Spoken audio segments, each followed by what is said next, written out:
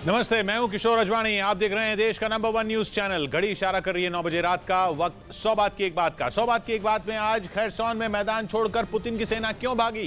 Putin का परमाणु ठिकाना किसके निशाने पर आ गया? तो क्या ईरान पर इजरायल का फाइनल अटैक होने वाला है? और अब चीन से ताइवान कैसे बचेगा? ब्रेकिंग न्यूज आ रही है। यूक्रेन जंग से जुड़ी जंग के 261वें दिन की यह सबसे बड़ी खबर है। पुतिन की सेना ने खैरसौन छोड़कर जाना शुरू कर दिया है। पुतिन की सेना उस शहर को छोड़कर जा रही है जहां उसने 8 महीने से ज्यादा वक्त से कब्जा जमा रखा था। लेकिन यूक्रेन की सेना के ताबड़तोड़ हमलों ने खैरसौन से रूसी सेना के पैर उखाड़ दिए। खबर है कि हमलों से बचने के लिए रूसी सेना के जवान खैरसौन के पश्चिमी हिस्से से भाग रहे हैं। वो नीप्रो नदी के पूर्व की तरफ सुरक्षित इलाकों में जा रहे हैं। यूक्रेन में रूसी सेना के कमांडर जनरल सर्गेई सुरोविकिन ने खुद अपनी सेना को खैरसौन से हटने का आदेश दिया। दावा किया गया कि रूस ने ऐसा अपने जवानों की जान बचाने के लिए किया। पश्चिमी मीडिया ने इसे खैरसौन में पुतिन को लगा सबसे बड़ा झटका बताया, जबकि नेटो ने तो इसे जंग में यूक्रेन की अब तक की सबसे बड़ी जीत बता दिया, क्योंकि खैरसौन में पिछले करीब 8.5 महीनों से रूस की सेना ने अपने पैर जमा रखे थे। यूक्रेन के लगातार हमलों के बाद भी उन्होंने खैरसौन पर अपना कब्जा बनाए रखा था। मारियोपोल के बाद यह इकलौता ऐसा शहर है जिस पर जंग की शुरुआत में ही पुतिन की सेना ने कंट्रोल कर लिया था। और तभी से जेलेंस्की की फौज उसे वापस पाने के लिए जोरदार हमले बोल रही थी। जंग शुरू होने के बाद से ही खैरसौन में भीषण जंग छिड़ गई थी। पहले रूसी सेना ने वहां ऐसा धावा बोला कि यूक्रेन के सैनिकों के होश उड़ गए। यूक्रेन का यह शहर जमीन के रास्ते से क्राइमिया से जुड़ा हुआ है। इसी का फायदा उठाकर रूस की सेना ने अपने टैंक और दूसरे घातक हथियार खैरसौन तक पहुंचा दिए। और इसके बाद जंग शुरू होने के कुछ ही दिनों में उन्होंने खैरसौन से यूक्रेन की सेना को खदेड़ दिया। लेकिन यूक्रेन ने भी हार नहीं मानी। उसने खैरसौन को वापस लेने के लिए अपनी पूरी ताकत झोंक दी थी। और पश्चिमी देशों से मिले हथियारों के बल पर यूक्रेन ने रूसी सेना को खैरसौन से खदेड़ दिया। दावा किया गया कि यह यूक्रेन के लिए एक बड़ी जीत है, क्योंकि मारियोपोल के अलावा इसी अहम शहर पर रूस का कब्जा रह गया था, जो उसकी सेना का हौसला बढ़ाने के काम आ रहा था। क्योंकि खार्किव और डॉनबास से भी रूस के लिए अच्छी खबरें नहीं आ रही थी। वहां भी पुतिन की सेना को एक के बाद एक झटके लग रहे थे। ऐसे में खैरसौन पर कंट्रोल बनाए रखना उनके लिए एक राहत भरी खबर थी। लेकिन अब जो दावा किया जा रहा है उससे पुतिन के पैर खैरसौन से भी उखड़ते दिख रहे हैं। कहा जा रहा है कि पुतिन की सेना नीप्रो नदी के पश्चिमी तट के इलाकों को खाली करने लगी है और रूसी सैनिक नदी के पूर्वी तट के सुरक्षित हिस्सों की तरफ जाने लगे हैं, क्योंकि वहां पर यूक्रेन का हमला होने के बाद वो पीछे हटकर क्राइमिया तक पहुंच पाएंगे। और पश्चिमी मीडिया ने दावा किया कि रूसी सैनिकों को ऐसा आदेश इसलिए दिया गया ताकि उनकी जान बचाई जा सके, क्योंकि नीप्रो नदी के पश्चिमी तट वाले इलाकों में वो बुरी तरह फंस गए थे। दावा है कि रूसी सैनिकों के पास यूक्रेन से लड़ने के लिए ज्यादा हथियार तक नहीं बचे थे। यहां तक कि पश्चिमी हिस्से में तैनात कई कमांडर भी वहां से निकल भागे थे। ऐसे में खैरसौन में बच गए रूसी सैनिकों को वहां रोक कर रखना उन्हें मौत के मुंह में धकेलने जैसा होता। इसी वजह से 2 रोज पहले ही यूक्रेन में रूसी सेना के कमांडर जनरल सर्गेई सुरोविकिन ने अपनी सेना को खैरसौन खाली करने का आदेश दे दिया था। और रूसी सेना के खैरसौन शहर को खाली करने का एक सबूत भी सामने आया। दावा किया गया कि रूसी सेना ने शहर से निकलते ही नीप्रो नदी पर बने एक रेलवे ब्रिज को बम से उड़ा दिया। माना जा रहा है कि ऐसा उसने यूक्रेन की सेना को अपने पीछे आने से रोकने के लिए किया, क्योंकि खैरसौन प्रांत को यूक्रेन की सबसे लंबी नदी नीप्रो 2 हिस्सों में बांटती है। यूक्रेन की फौज उसी नीप्रो नदी के पश्चिमी तट से होते हुए आगे की तरफ बढ़ रही है। और रूसी सेना को डर है कि जेलेंस्की की सेना नीप्रो नदी के पूर्वी तट तक पहुंचकर उन पर एक बार फिर जोरदार हमला बोल सकती है। और यूक्रेन के रक्षा मंत्रालय के सलाहकार भी इस ओर इशारा कर रहे हैं, क्योंकि वो नहीं चाहते कि रूसी सेना आसानी से खैरसौन को खाली करके भाग पाए। और इसीलिए वो अपनी सेना को सलाह दे रहे हैं कि वो उन रास्तों पर ताबड़तोड़ हमले बोल दे जिन रास्तों से रूस के सैनिक शहर से बाहर जा रहे हैं। इसके लिए वो अमेरिका से मिले मल्टीपल रॉकेट लॉन्चर हाइमार्स का इस्तेमाल करने की नसीहत दे रहे हैं। ये वो हथियार है जिसे कई इलाकों में पुतिन की सेना के पीछे हटने की वजह माना जाता है। माना जाता है कि अमेरिका के इसी हथियार ने यूक्रेन जंग का रुख पलट कर रख दिया। और अब यूक्रेन के अधिकारी इसी हथियार से खैरसौन से भाग रही रूस की सेना को पूरी तरह तहस नहस करने की सलाह दे रहे हैं, क्योंकि पश्चिमी देशों के रक्षा विशेषज्ञ भी अब ये मान रहे हैं कि खैरसौन को हाथ से जाने देना पुतिन के एक बड़े प्लान का हिस्सा है। इस बीच जंग में रूस के खिलाफ यूक्रेन के साथ खड़े नेटो ने खैरसौन में मिली कामयाबी के लिए जेलेंस्की की फौज को बधाई दी। नेटो ने इसे पुतिन पर यूक्रेन की एक और बड़ी जीत करार दिया, जिसके पीछे नेटो का भी बड़ा हाथ है, क्योंकि नेटो देशों से मिले हथियारों की मदद से ही यूक्रेन की सेना ने रूसी सेना को पटकनी दी। जंग की शुरुआत में यह माना जा रहा था कि जेलेंस्की की फौज रूस के सामने ज्यादा दिनों तक टिक नहीं पाएगी। उसकी छोटी सी सेना और थोड़े से हथियार रूस की ताकतवर सेना का मुकाबला नहीं कर पाएंगे। लेकिन तभी जेलेंस्की के साथ नेटो देश खड़े हो गए और उन्होंने यूक्रेन के लिए अपने हथियारों का खजाना खोल दिया। उन्होंने ऐसे ऐसे घातक हथियार यूक्रेन की सेना को दिए कि रूसी फौज भी पानी मांगने लगी। खार्किव और पूर्वी यूक्रेन में तो जेलेंस्की की फौज ने रूस के सैनिकों के दांत खट्टे कर दिए और दावा किया गया कि अब खैरसॉन में भी उन्हें घुटने टेकने पड़ गए। इसके लिए नेटो ने जेलेंस्की को बधाई भी दी। It's clear is that Russia is under heavy pressure.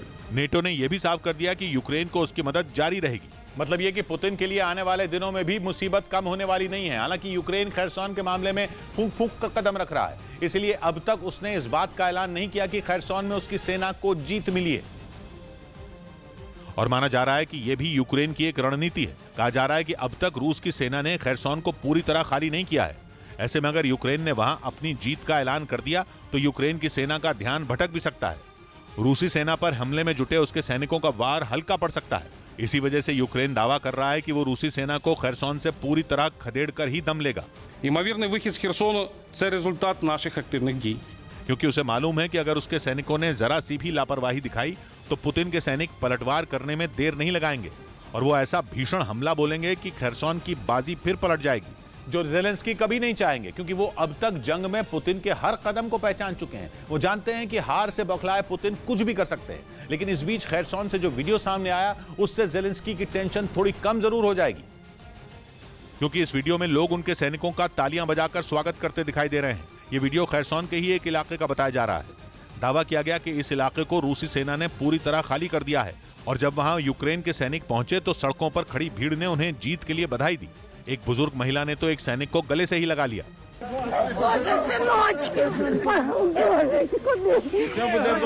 दावा किया गया कि यूक्रेन के सैनिक इसी तरह से रूसी सेना के खाली किए गए इलाकों में जाकर तलाशी ले रहे हैं ताकि पुतिन के सैनिकों के छोड़े गए हथियार और गोला बारूद को कब्जे में ले सकें। उधर पुतिन की सेना खैरसॉन का मैदान छोड़कर तो भाग गई, लेकिन जाने से पहले उसने पूरे खैरसॉन को खंडहर में बदल दिया। खैरसॉन यूक्रेन का वही इलाका है जिस पर रूस की सेना ने सबसे पहले कब्जा किया था और वहां कब्जा करने के बाद भी उसकी यूक्रेन की सेना के साथ भीषण जंग हुई थी। उस जंग में खैरसॉन को काफी नुकसान पहुंचा, लेकिन जब पुतिन ने अपनी सेना को लौटने का आदेश दिया तो असली तबाही उसके बाद मचाई गई। पश्चिमी मीडिया का दावा है कि खैरसॉन छोड़ने से पहले रूस के सैनिकों ने वहां खूब आतंक मचाया। अपने कब्जे वाले इलाकों में उन्होंने इतने बम गिराए कि वहां की हर एक इमारत मलबे में बदल गई। खबर है कि पुतिन का आदेश मिलते ही रूस की सेना बौखला गई थी। उसे भरोसा ही नहीं हुआ कि जिस इलाके पर वो करीब 9 महीने से कब्जा करके बैठी है उसे छोड़ देने का आदेश दिया गया है। बस इसी बात से रूस के सैनिकों का गुस्सा भड़क गया और उन्होंने खैरसॉन को अपने कब्जे वाले इलाकों में खूब उपद्रव मचाया। खैरसॉन को पूरी तरह तबाह करने के बाद पुतिन की सेना वहां से लौट गई और उसके बाद यूक्रेन की सेना उन इलाकों में दाखिल हुई जहां रूस की सेना का कब्जा हुआ करता था। वहां से सामने आए एक वीडियो में दिखा कि यूक्रेन के सैनिकों को देखते ही खैरसॉन के लोगों ने उन्हें गले लगा लिया। यूक्रेन के सैनिकों का गर्मजोशी के साथ स्वागत किया गया। ऐसी तस्वीरें खैरसॉन के कुछ और इलाकों से भी सामने आई जहां रूस के पीछे हटने के बाद यूक्रेन की सेना ने मोर्चा संभाल लिया। कुछ इलाकों में अपने देश का झंडा लगाकर यूक्रेन के सैनिकों ने लोगों को भरोसा दिया कि अब वो रूस के कब्जे से पूरी तरह आजाद हैं। ब्रेकिंग न्यूज आ रही है, ईरान और इजरायल में कभी भी जंग छिड़ सकती है। ये संकेत दिए हैं इजरायल के रक्षा मंत्री ने। उन्होंने बयान दिया कि इजरायल ईरान पर बमबारी के लिए तैयार है। दोनों देशों के बीच तनाव इस वक्त बढ़ गया था जब इजरायल ने ईरान के ट्रकों पर हमला कर दिया था। ईरान का कहना है ट्रकों में तेल था जिसे इराक और सीरिया के रास्ते लेबनान भेजा जा रहा था, लेकिन इजरायल ने दावा किया कि उन ट्रकों में खतरनाक हथियार थे जिन्हें इजरायल के खिलाफ इस्तेमाल किया जा सकता था और इसीलिए उसने ईरान के 22 ट्रकों के काफिले पर हमला किया था जिसमें 14 लोगों के मौत की खबर है। जिसके बाद ईरान गुस्से में है। वहां का मीडिया कह रहा है कि इजरायल उसे जंग के लिए उकसा रहा है क्योंकि ट्रकों में हथियार नहीं थे। ईरान ने दलील दी कि वो लेबनान में तेल की किल्लत दूर करने के लिए वहां तेल भेज रहा था, लेकिन इजरायल जबरदस्ती बीच में आ गया और उसने लेबनान जा रहे ईरान के 22 ट्रकों पर बमबारी कर दी थी। ईरान और इजरायल सालों पुराने दुश्मन हैं, लेकिन पिछले कुछ हफ्तों से लग रहा है कि यूक्रेन जंग के बीच पश्चिम एशिया में भी जंग छिड़ने वाली है, जो ईरान और इजरायल के बीच होगी। क्योंकि पहले ईरान ने ठाना कि वो इजरायल और अमेरिका के पश्चिम एशिया के ठिकानों को उड़ाएगा और फिर इजरायल ने भी जता दिया कि वो ईंट का जवाब पत्थर से देगा। क्योंकि खबर है कि इजरायल को पता चला था कि ईरान के ट्रकों में मिसाइलें और आत्मघाती ड्रोन थे, जिसके बाद उसने इराक और सीरिया के रास्ते लेबनान जा रहे ईरान के 22 ट्रकों पर हमला कर दिया। यह हमला इजरायल ने तब किया जब ईरान के ट्रक सीरिया का पूर्वी इलाका पार कर रहे थे। इजरायल के मीडिया का कहना है कि एयर स्ट्राइक के लिए F-35 लड़ाकू विमान का इस्तेमाल किया गया, जो पूर्वी सीरिया में घुसे और उन्होंने वहां बमबारी की। ईरान ने दावा किया कि हमले में 14 लोगों की मौत हुई। खबर है कि नवंबर में इजराइल 3 बार इस तरह के हवाई हमले कर चुका है और सीरिया में बने ईरान के ठिकानों को निशाना बना चुका है। लेकिन इस बार बात अलग है, क्योंकि हमला ईरान के किसी सैन्य ठिकाने पर नहीं बल्कि उसके ट्रकों के काफिले पर हुआ है, जिसकी वजह से ईरान का खून खौल उठा। क्योंकि इजराइल इस तरह के हमले करके जंग को न्योता दे रहा है। इजराइल के रक्षा मंत्री ने खुलकर कह दिया कि सेना ईरान पर बमबारी के लिए तैयार रहे। यानी इजराइल अपने और ईरान के बीच आग बुझाने की नहीं बल्कि उसमें घी डालने के मूड में है, जिसका सबूत है इजराइल की एयर स्पेस में नजर आया अमेरिका का B-52 बॉम्बर, जिसके दोनों तरफ F-35 लड़ाकू विमान दिखे।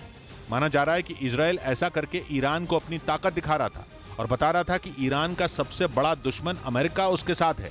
क्योंकि ईरान और अमेरिका पिछले एक हफ्ते से एक दूसरे के आमने सामने हैं और इजराइल को अमेरिका का करीबी माना जाता है। हालांकि सीरिया में हुई एयर स्ट्राइक के मुद्दे पर ईरान अब तक खामोश है और उसने कुछ बड़ा बयान नहीं दिया है। लेकिन इजराइल इस बात का दिखावा करने से नहीं चूका। उसने खुलकर जताया कि सीरिया में ईरान के ठिकानों पर अमेरिका का B-52 बॉम्बर कभी भी बम गिरा सकता है। यही नहीं, वहां की सरकार भी अपने सालों पुराने दुश्मन से दो हाथ करने के लिए तैयार है। इजराइल ने यह धमकी भी दी कि वो ईरान के परमाणु हथियारों का ठिकाना दुनिया को बता देगा। माना जा रहा है कि ईरान की ओर से जल्द ही इन हमलों का करारा जवाब आएगा।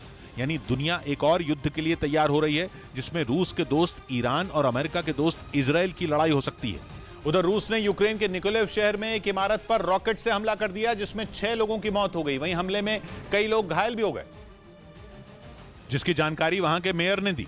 हमले के बाद का वीडियो सामने आया, जिसमें इमारत मलबे के ढेर में नजर आई। वहीं हमले में पास की कई और इमारतों को भी नुकसान पहुंचा। बताया गया कि कुछ और लोग इमारत के मलबे में दबे हो सकते हैं, जिसके लिए बचाव दल मलबा हटाने के काम में जुट गए।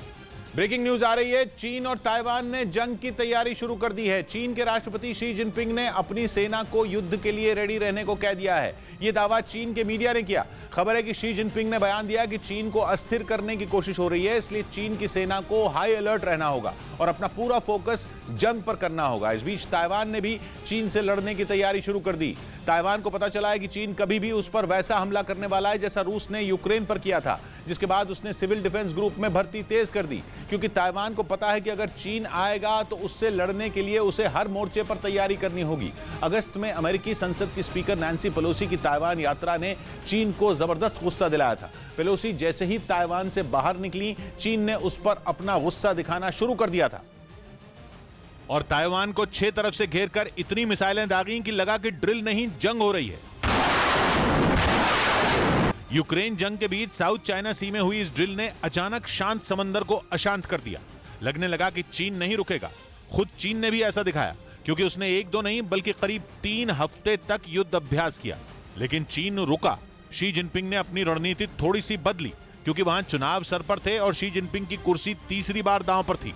और इसीलिए शी जिनपिंग ने तीसरी बार चीन का राष्ट्रपति बनने का इंतजार किया और गद्दी संभालने के कुछ ही दिन बाद वो फिर से उसी तेवर में लौटे।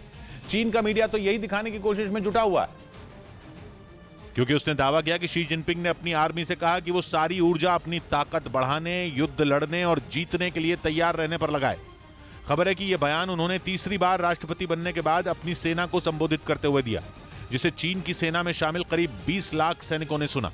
यानी चीन तैयार है। सारे रिकॉर्ड तोड़कर तीसरी बार चीन की गद्दी संभालने वाले शी अब पहले से ज्यादा खतरनाक लग रहे हैं, क्योंकि अब वो कम्युनिस्ट पार्टी के अध्यक्ष, सेना के अध्यक्ष और चीन के राष्ट्रपति तीनों हैं।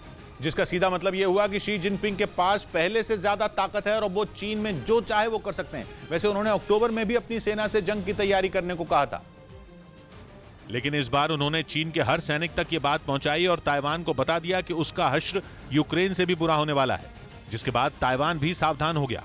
पिछले कुछ हफ्तों से वो चैन की सांस ले रहा था, क्योंकि चीन की ओर से कुछ खतरनाक नहीं हो रहा था। लेकिन शी जिनपिंग ने बता दिया है कि वो तूफान से पहले की शांति थी और अब ताइवान का बुरा वक्त आने वाला है। खबर है कि इसी वजह से ताइवान में भी जंग की तैयारी तेज हो गई, क्योंकि वो चीन के आगे हथियार नहीं डालेगा बल्कि उससे पूरे दम से लड़ेगा, जिसके लिए ताइवान ने अपने सिविल डिफेंस ग्रुप में भर्ती तेज कर दी। मतलब चीन आया तो उससे केवल ताइवान के सैनिक ही नहीं, उसकी जनता भी लड़ेगी, क्योंकि ताइवान जानता है कि उसकी सेना का चीन की सेना के सामने टिकना मुश्किल है, क्योंकि संख्या के मामले में चीन की सेना अमेरिका से भी बड़ी है।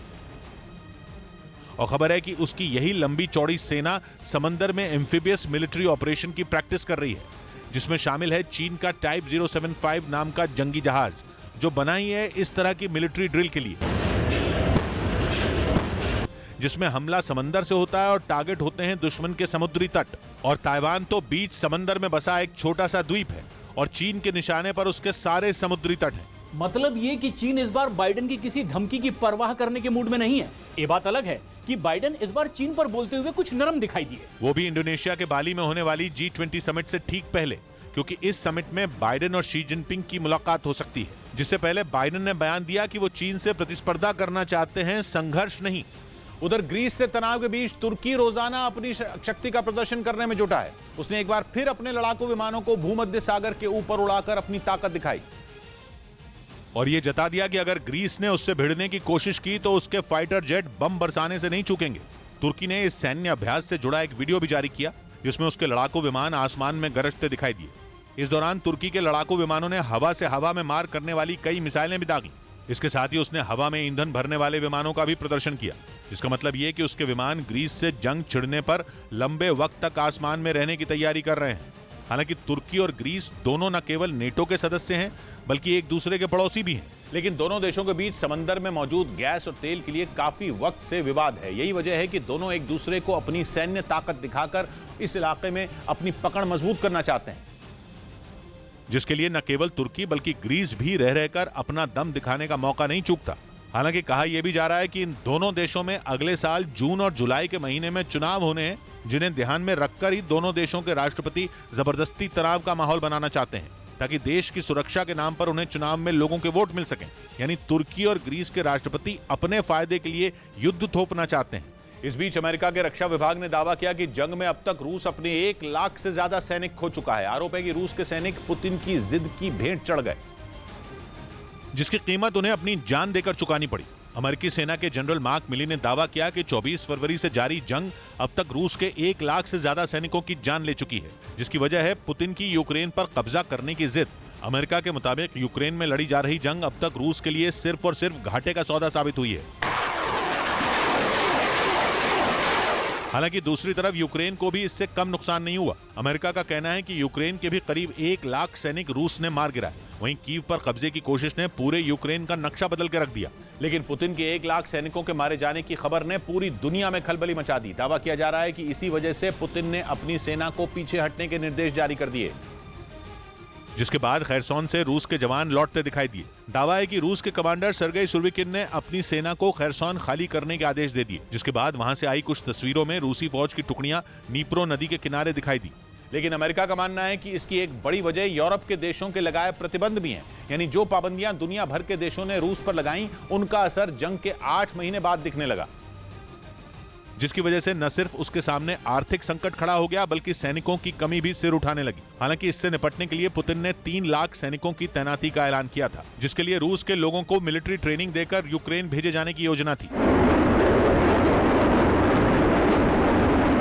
इनमें ज्यादातर सैनिकों को पर्याप्त ट्रेनिंग दिए बगैर ही जंग के मैदान में उतार दिया गया, जिसका नतीजा ये हुआ कि अचानक रूस के सैनिकों की मौत का आंकड़ा बढ़ गया। ऐसा इसलिए क्योंकि यूक्रेन के सैनिकों के सामने वो ज्यादा देर तक टिक नहीं पाए और उन्हें अपनी जान देकर इसकी कीमत चुकानी पड़ी। और इतने नुकसान के बावजूद ये जंग खत्म होती नहीं दिखाई दे रही।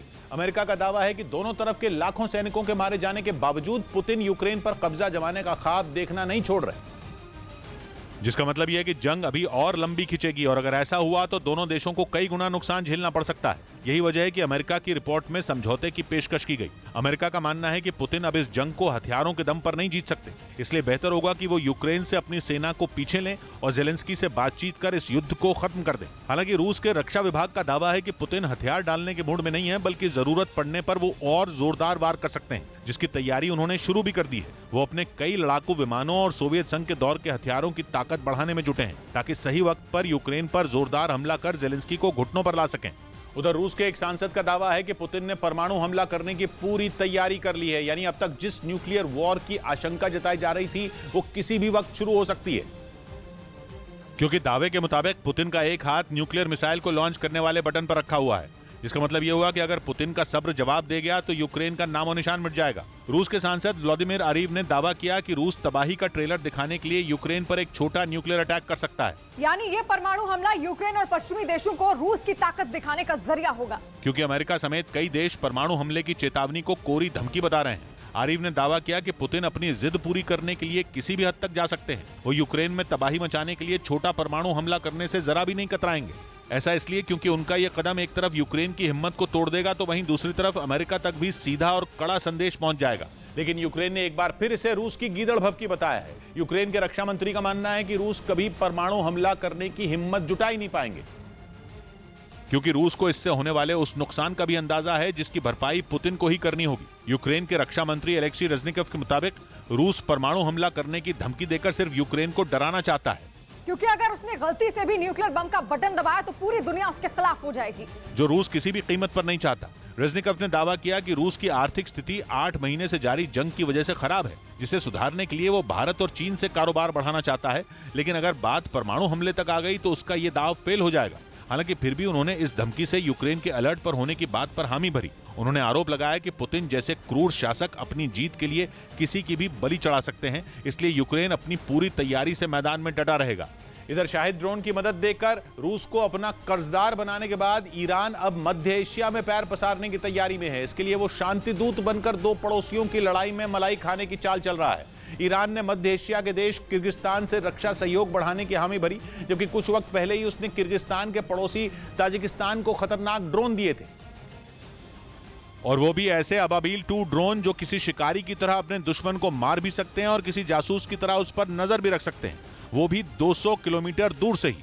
उस पर अब ईरान ने किर्गिस्तान से भी डिफेंस कोऑपरेशन बढ़ाने की पेशकश कर दी, जबकि ताजिकिस्तान और किर्गिस्तान में ऐसा भयानक सीमा विवाद है कि दोनों तरफ से गोला बारूद बरसता ही रहता है। अभी सितंबर में तो दोनों देशों के बीच ऐसी खूनी लड़ाई छिड़ी थी कि लगभग 100 लोग अपनी जान से हाथ धो बैठे थे।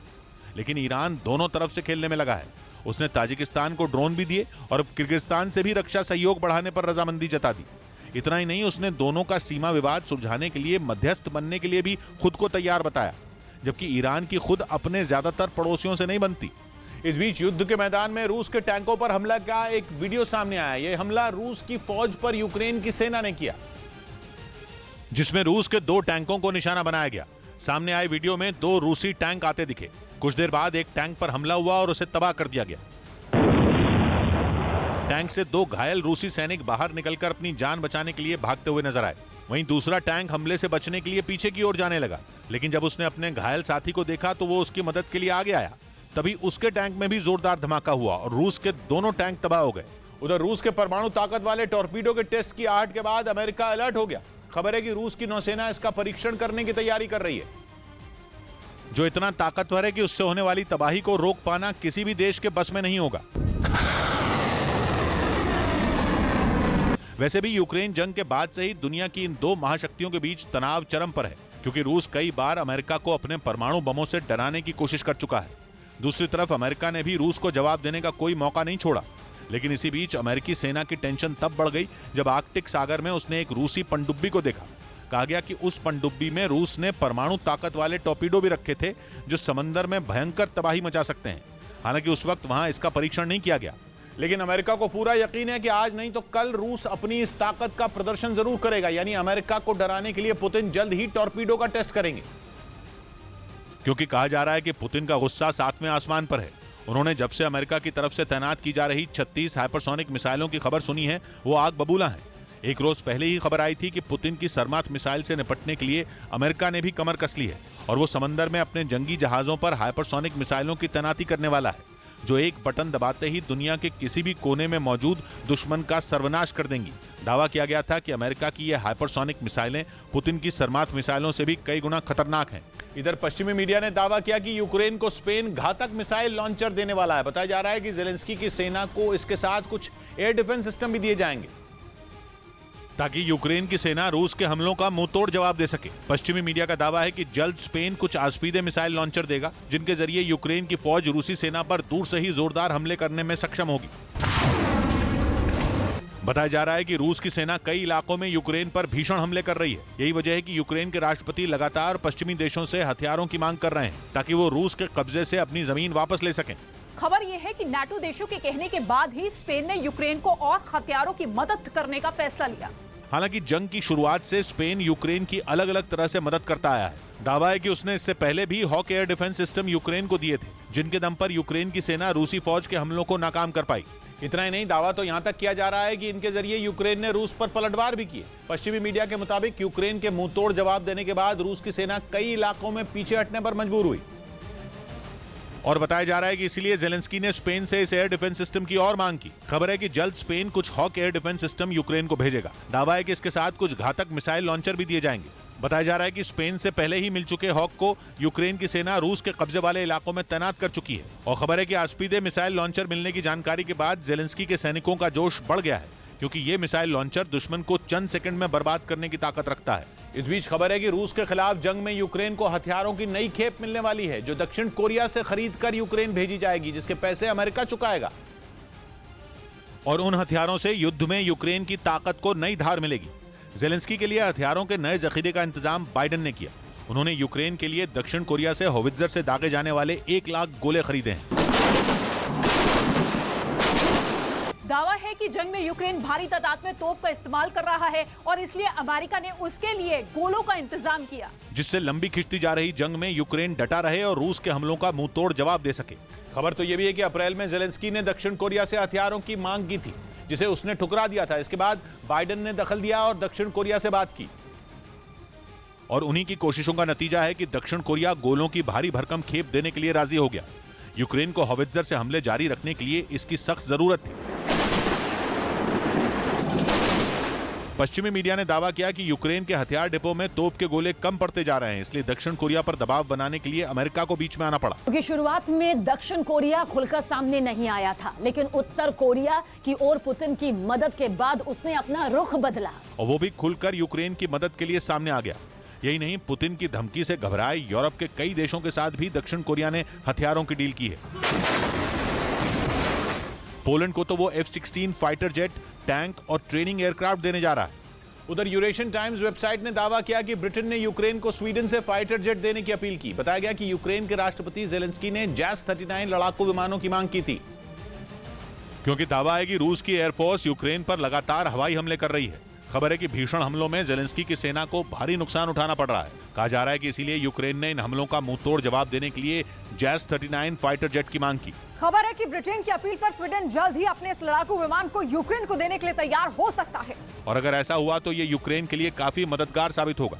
दावा है कि रूस यूक्रेन की सेना पर सुखोई Su-35 जैसे लड़ाकू विमानों से हमले कर रहा है। ऐसे में अगर एक बार जेलेंस्की की सेना को जैस 39 फाइटर जेट मिल गए तो उसके लिए रूसी जेट से निपटना आसान हो जाएगा, क्योंकि दावा है कि जैस 39 जेट सुखोई Su-35 पर भी भारी पड़ सकता है।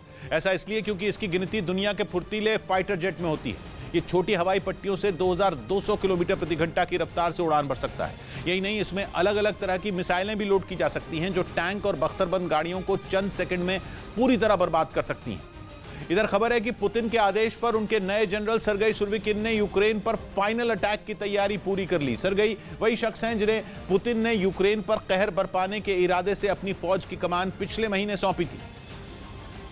और दावा है कि वो पुतिन की उम्मीदों पर एकदम खरे उतरे हैं। रूस के रक्षा मंत्री का मानना है कि सर्गेई रूस के लिए अब तक के सबसे खूंखार जनरल साबित हुए हैं, जिन्होंने रूस के जंग लड़ने की पूरी रणनीति को ही बदल कर रख दिया। रूस के रक्षा मंत्री के मुताबिक जब से सुरोविकिन ने कमान संभाली, यूक्रेन पर रूस ने 4 गुना ज्यादा ताकत से हमले किए। उनका दावा है कि रूस अब दिन में 1 या 2 नहीं बल्कि 35 से 40 रॉकेट दागता है, जिनसे यूक्रेन की जमीन थर्रा उठी। दावा तो यह भी है कि सुरोविकिन की अगुवाई में रूस की फौज ज्यादा आक्रामक रवैये के साथ मैदान में उतरी, जिसके बाद उसने खैरसोन और आसपास के इलाकों से यूक्रेन की फौज को खदेड़ दिया। यानी 1 महीने के अंदर सुरोविकिन ने बैकफुट पर जा चुकी पुतिन की सेना में नई जान फूंक दी। रूस के रक्षा मंत्री का मानना है कि सुरोविकिन जंग जीतने के लिए कुछ भी कर सकते हैं, यहां तक कि वो यूक्रेन को पूरी तरह बर्बाद करने से भी नहीं हिचकिचाने वाले। यानी पुतिन की सेना के इस नए जनरल को पुराने जनरलों से कई गुना खूंखार और खतरनाक माना जा रहा है। दावा है कि सुरोविकिन के दिमाग में सिर्फ और सिर्फ जीत ही इकलौता टारगेट है, जिसका अंदाजा इस बात से लगाया जा सकता है कि उन्होंने यूक्रेन के लोगों को आतंकियों की तरह टॉर्चर करने का ऑर्डर दिया है, जिसका पहला कदम है यूक्रेन में जबरदस्त तबाही। पश्चिमी मीडिया का मानना है कि खैरसोन से कदम पीछने वाले पुतिन किसी बड़े प्लान को अंजाम देने की फिराक में है, जिसकी जिम्मेदारी सर्गेई सुरोविकिन के कंधों पर है। दावा किया गया कि रूस अपनी मिसाइलों के जखीरे को बढ़ाने में जुटा है, जिसके बाद कीव और खेरसोन के इलाके में बहुत बड़े मिसाइल अटैक की आशंका जताई जा रही है। क्योंकि जब से सुरोविकिन ने कमान संभाली है, रूस लगातार पुरानी मिसाइलों की ताकत बढ़ाने और नई मिसाइलों को आजमाने में जुटा हुआ है। आशंका जताई जा रही है कि पुतिन की योजना कीव और बाकी शहरों पर बड़ा हवाई हमला करने की है, जिससे वो शहर पूरी तरह दहल जाएं और दोबारा रहने लायक ही न बचें। लेकिन मिसाइलों की कमी पुतिन के इस प्लान के आड़े आ गई। पश्चिमी मीडिया का दावा है कि इससे निपटने के लिए रूस की सेना और हथियार बनाने वाली कंपनियों ने अपनी पूरी ताकत झोंक दी है, जिसके लिए वहां कर्मचारी 3 शिफ्टों में काम कर रहे हैं ताकि जल्द से जल्द मिसाइलों की कमी से निजात मिल सके। ऐसा इसलिए क्योंकि 8 महीने से जारी जंग में रूस की सेना को काफी नुकसान झेलना पड़ा है। यूक्रेन के दावे के मुताबिक उसने अब तक रूस के करीब 250 से ज्यादा लड़ाकू विमान और हेलीकॉप्टर, करीब 1500 ड्रोन और 400 से ज्यादा मिसाइलों को मिट्टी में मिला दिया, जिसकी वजह से बड़ा हवाई हमला कर पाना रूस के लिए मुश्किल हो गया है। यही वजह है कि रूस अब अपनी हवाई ताकत को बढ़ाने में जुट गया है ताकि वो एक झटके में यूक्रेन में तबाही ला सके। इस बीच यूक्रेन युद्ध की वजह से यूरोप के देशों में रह रहे बेलारूस के लोगों की मुश्किलें बढ़ गई। बेलारूस एकमात्र वो देश है जो यूक्रेन युद्ध में खुलकर पुतिन के साथ खड़ा है और उसकी जमीन से रूस की सेना कई बार यूक्रेन पर हमले भी कर चुकी है। 24 फरवरी को जब रूस की सेना ने यूक्रेन पर धावा बोला था तो बेलारूस ने पुतिन की फौज के लिए अपने रास्ते खोल दिए थे। बेलारूस के राष्ट्रपति लुकाशेंको के इस कदम ने अमेरिका और यूरोप के देशों की रणनीति पर उस वक्त पानी फेर दिया था, क्योंकि बेलारूस की जमीन का इस्तेमाल कर रूस की सेना बहुत तेजी से यूक्रेन में दाखिल हुई और उसने वहां जमकर तबाही मचाई थी। हालांकि उस वक्त बेलारूस के राष्ट्रपति लुकाशेंको को यह उम्मीद नहीं थी कि उनके इस कदम का खमियाजा यूरोप के देशों में रह रहे उनके लोगों को भुगतना पड़ेगा, जो उन देशों में नौकरी करते हैं या फिर यूरोप के उन देशों की यूनिवर्सिटियों में पढ़ रहे हैं। पश्चिमी मीडिया का दावा है कि यूक्रेन युद्ध में बेलारूस ने पुतिन को समर्थन देकर अपने ही लोगों के सामने मुसीबत खड़ी कर दी, क्योंकि बेलारूस के कई छात्रों को यूरोप के अलग अलग देशों की यूनिवर्सिटियों ने दाखिला देने से इनकार कर दिया। इतना ही नहीं, दावा तो यहां तक है कि कुछ यूनिवर्सिटियों ने अपने यहां पढ़ रहे बेलारूस के छात्रों को निकालने की प्रक्रिया भी शुरू कर दी है। एस्टोनिया और स्वीडन की कुछ यूनिवर्सिटी ने तो बाकायदा बेलारूस के कुछ छात्रों से लिखित में लिया है कि इस युद्ध में वो रूस का समर्थन नहीं करते।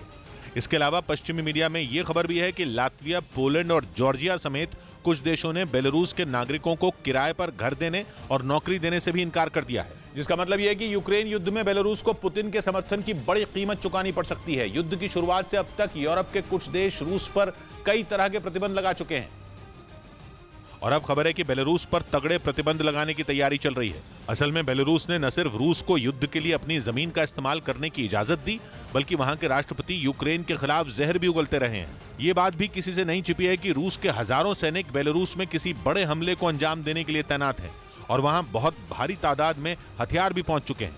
कहा जा रहा है कि यूक्रेन युद्ध की आड़ में रूस की सेना बेलारूस में किसी बड़े मिशन में जुटी है। यही वजह है कि यूरोप के देश अब बेलारूस से भी बुरी तरह चिढ़े हुए हैं, लेकिन उनकी मजबूरी यह है कि वो बेलारूस पर सीधा हमला नहीं कर सकते, इसलिए उसके नागरिकों को निशाना बनाने की तैयारी की जा रही है। बेलारूस पर यूरोप के देश इसलिए भी भड़के हुए हैं क्योंकि वहां के राष्ट्रपति लुकाशेंको पुतिन के बहुत करीबी हैं और पुतिन भी उन पर इतना भरोसा करते हैं कि जो बात पुतिन के अधिकारियों तक को पता नहीं होती वो लुकाशेंको जानते हैं। पुतिन के मोल्दोवा प्लान की जानकारी भी सबसे पहले लुकाशेंको के जरिए ही दुनिया को पता चली थी। बेलारूस ही वो देश है जहां पुतिन जब चाहें, जितने चाहें सैनिक और हथियार तैनात कर सकते हैं। पिछले महीने जब परमाणु युद्ध की आशंका चरम पर पहुंची थी तो उस वक्त भी बेलारूस चर्चा में आया था। पश्चिमी मीडिया के हवाले से खबर आई थी कि पुतिन ने अपने परमाणु हथियार बेलारूस में तैनात कर दिए हैं और वहीं से विध्वंस का बटन दबा सकते हैं। उधर यूक्रेन के खिलाफ जंग में भर्ती किए गए नए सैनिकों की ट्रेनिंग का एक और वीडियो सामने आया है। इन सैनिकों को रूस के सखालिन में ट्रेनिंग दी जा रही है, जिसमें उनको जंग में इस्तेमाल होने वाले खतरनाक हथियारों को चलाना सिखाया जा रहा है। ग्रेनेड लॉन्चर और बमों से वो टारगेट पर सटीक निशाना लगाने की कोशिश भी करते नजर आए। जंग में जवानों को जिन हथियारों की जरूरत पड़ती है, नए सैनिकों की ट्रेनिंग में उन सभी को शामिल किया गया है। मतलब साफ है कि पुतिन का मकसद भर्ती किए गए जवानों को जल्द जंग के मैदान में उतारना है। इसलिए उनकी ट्रेनिंग तेज कर दी गई ताकि यूक्रेन के साथ युद्ध में न तो वो कमजोर पड़े और न ही यूक्रेन को ऐसा लगे कि वो रूस के खिलाफ कभी जीत हासिल कर पाएगा। इधर पश्चिमी मीडिया ने दावा किया कि पुतिन बच्चों को जंग में झोंकने की तैयारी में है। बताया गया कि जल्द ही रूस में स्कूल के बच्चों को जंग लड़ने की ट्रेनिंग मिलने वाली है ताकि वो भी मैदान में उतरकर मोर्चा संभाल सकें। पश्चिमी मीडिया के मुताबिक पुतिन ने इसका पूरा प्लान तैयार कर लिया है। खबर है कि स्कूलों को कह दिया गया है कि बच्चों की ट्रेनिंग की तैयारी तेज की जाए। दावा है कि स्कूल के बच्चों को पुतिन फौजियों की तरह तैयार करना चाहते हैं। बताया जा रहा है कि रूसी राष्ट्रपति जल्द बच्चों को जंग के मैदान में उतारने वाले हैं। पश्चिमी मीडिया लगातार रूसी फौज में सैनिकों की कमी का दावा करता आया है। माना जा रहा है कि जवानों की कमी को दूर करने के लिए ही पुतिन ने बच्चों को हथियार चलाने की ट्रेनिंग देने का फैसला किया है। आरोप है कि पुतिन पहले ही आम लोगों को जंग में उतार चुके हैं। लेकिन कहा जा रहा है कि अब जब उन्होंने बच्चों को भी जंग में झोंकने का प्लान बनाया तो वहां विरोध शुरू हो गया, क्योंकि लोगों को डर है कि कहीं जंग में वो अपने बच्चों को गंवा ना दे। लेकिन पश्चिमी मीडिया का दावा है कि विरोध के बाद भी पुतिन अपने फैसले पर कायम है। असल में यूक्रेन जंग अब 9वें महीने में पहुंच चुकी है, लेकिन रूसी सेना यूक्रेन के कुछ हिस्सों पर ही कब्जा कर पाई है, जबकि यूक्रेन की सेना रूस के कब्जे वाले कुछ इलाकों को छुड़ाने में भी कामयाब रही है। यूक्रेन का दावा है कि उसने रूस के हजारों सैनिकों को अब तक मारा है। मतलब इस जंग में पुतिन को ज्यादा कुछ हासिल नहीं हुआ। बताया जा रहा है कि पुतिन अब इसीलिए बच्चों को भी जंग के लिए तैयार करना चाहते हैं, ताकि अगर जरूरत पड़े तो वो उन्हें भी लड़ने के लिए भेज सकें। उधर खबर है कि करीब 2 महीने से अपने यहाँ हिजाब और सरकार के खिलाफ प्रदर्शन कर रहे लोगों का काम तमाम करने के लिए ईरान अपने पड़ोसी कतर में खून की नदियां बहाने की तैयारी में है। इसके लिए ईरान ने तारीख भी तय कर ली है। 20 नवंबर से कतर में फुटबॉल वर्ल्ड कप शुरू होने वाला है और कहा जा रहा है कि उसकी आड़ में ईरान का अपने विरोधियों को तिल तिल कर मारने का प्लान है, जिसका शक तब हुआ जब ईरान के एक पूर्व अधिकारी ने सरेआम ट्विटर पर धमकी दी कि ईरान के जो भी लोग सरकार के खिलाफ सड़क पर उतरकर कोहराम मचाने में लगे हैं, वो जरा एक बार फीफा वर्ल्ड कप देखने कतर पहुंच जाएं, उन्हें वहीं से उठवा लिया जाएगा। मतलब खुल्लम खुल्ला धमकी। ईरान की ये धमकी कोरी भी नहीं है, क्योंकि ईरान जिन लोगों को अपने रास्ते का कांटा मानता है, उन्हें वो सामने से हटाने में नहीं बल्कि रौंदने में विश्वास रखता है। उसका ऐसा इतिहास रहा है। हाल के सालों में ईरान की सरकार विदेशों में रह रहे अपने पत्रकारों और विरोधियों को निशाना बनाती जा रही है। 2019 में ईरान ने फ्रांस में काम करने वाले अपने एक पत्रकार को इराक से अगवा कर लिया था और फिर 1 साल बाद उसे मौत की सजा सुना दी थी। 2020 में ईरान ने विदेश से अपने 2 और विरोधियों को किडनैप किया था, जो कि अब तक वहां की जेल में सड़ रहे हैं। यूक्रेन युद्ध पर एक और ब्रेकिंग न्यूज आ रही है। खैरसोन में पुतिन की सेना को पछाड़ने के बाद यूक्रेन ने एक और बड़ा ऐलान किया है और वो किसी भी कीमत पर क्राइमिया को रूस से लेकर रहेगा। यूक्रेन की सेना के सलाहकार ने दावा किया कि वो जल्द ही क्राइमिया को भी रूस से छीन लेंगे। इतना ही नहीं, उन्होंने ये तक दावा कर दिया कि यूक्रेन के दक्षिण में पड़ने वाले हर इलाके से वो रूस की सेना को खदेड़ देंगे।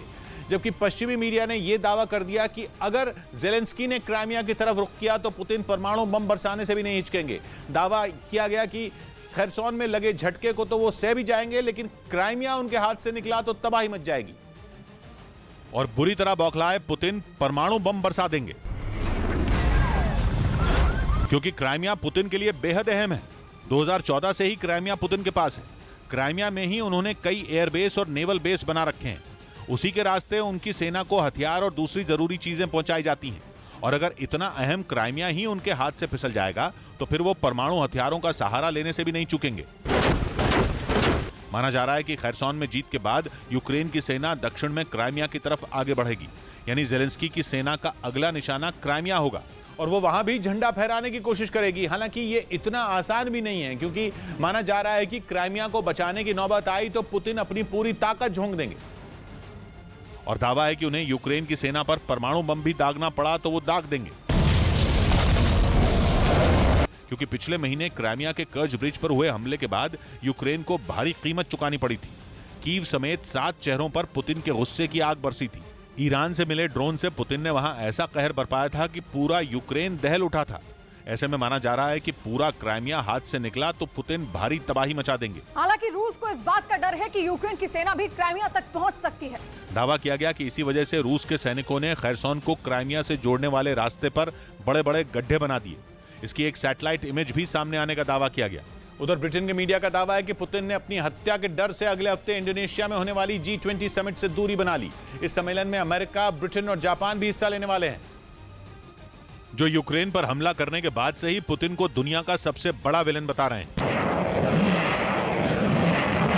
इन देशों ने एक सुर में पुतिन के खिलाफ मोर्चा खोल रखा है। इन हालात में अगले हफ्ते इंडोनेशिया में होने वाली G20 समिट इन देशों के लिए पुतिन को घेरने का मौका बन गया था, लेकिन रूस ने साफ कर दिया कि पुतिन इस सम्मेलन में हिस्सा ही नहीं लेंगे। इस बीच खबर है कि पुतिन को वहां अपनी हत्या का डर है। यही नहीं, कहा गया कि रूस के खुफिया विभाग ने इस मुद्दे पर पुतिन को पहले से ही आगाह कर दिया था कि अगर वो इंडोनेशिया गए तो वहां उनका कत्ल हो सकता है, क्योंकि मौजूदा वक्त में पुतिन का सबसे बड़ा दुश्मन है यूक्रेन, जहां इन दिनों पुतिन की सेना पिछले 8 महीने से भी ज्यादा वक्त से जंग लड़ रही है। दावा है कि इस युद्ध में जेलेंस्की के सैकड़ों सैनिकों के अलावा बड़ी संख्या में आम लोग भी मारे जा चुके हैं।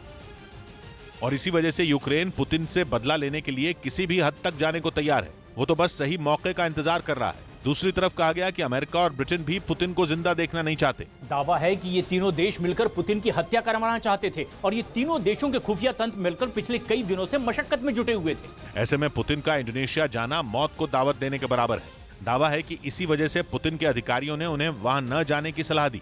वहीं रूस के एक पूर्व खुफिया अधिकारी का तो यहां तक कहना है कि पुतिन ने जब से सत्ता संभाली है तब से 10 बार उन्हें मारने की कोशिश की जा चुकी है।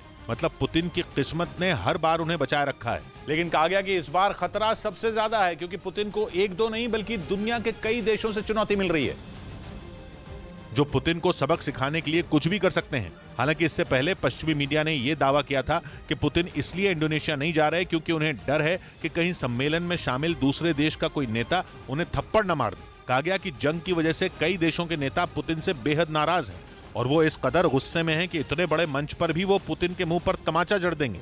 यानी पुतिन को वहां अपनी बेइज्जती होने का डर है और इसी वजह से उन्होंने अपने विदेश मंत्री को अपनी जगह इंडोनेशिया भेजने का फैसला लिया। इधर ताइवान के मुद्दे पर जारी तनाव के बीच बाइडेन और चीन के राष्ट्रपति शी जिनपिंग की इंडोनेशिया में मुलाकात होने वाली है, जिस पर पूरी दुनिया की नजर है, क्योंकि नैन्सी पेलोसी के ताइवान दौरे के बाद से भड़के चीन से अमेरिका के राष्ट्रपति पहली बार मिलने वाले हैं। दोनों नेता 14 नवंबर को इंडोनेशिया में मिलेंगे, जिसकी जानकारी व्हाइट हाउस ने दी। बताया गया कि बाइडेन और शी जिनपिंग के बीच साथ मिलकर काम करने पर चर्चा होगी। इस बीच यूक्रेन की सेना ने रूस के फौजियों पर ताबड़तोड़ हमले का वीडियो जारी कर दिया। इस हमले के लिए भारी भरकम हथियारों और मिसाइलों का इस्तेमाल किया गया, जो युद्ध के मैदान में आग उगलती दिखी। यूक्रेन ने रूस की फौज को पीछे धकेलने के लिए ताबड़तोड़ हमले किए, जिससे पूरा इलाका गूंज उठा। यूक्रेन ने खैरसॉन को भी एक वीडियो जारी किया, जिसमें मल्टी बैरल लॉन्चर से उसकी फौज रूस पर हमले करती नजर आई। यूक्रेन ने इतने बम बरसाए कि धमाकों से रूस का ठिकाना थर्रा उठा। हमला हुआ तो रूस ने भी जवाब देने के लिए मोर्चा संभाला। इसके बाद जो हुआ,